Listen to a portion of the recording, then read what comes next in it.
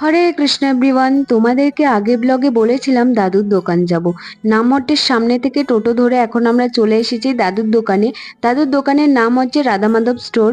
তোমরা যে গোপীর ড্রেসগুলো আমাকে পরতে দেখো, এগুলো আমি এখান থেকেই তৈরি করি।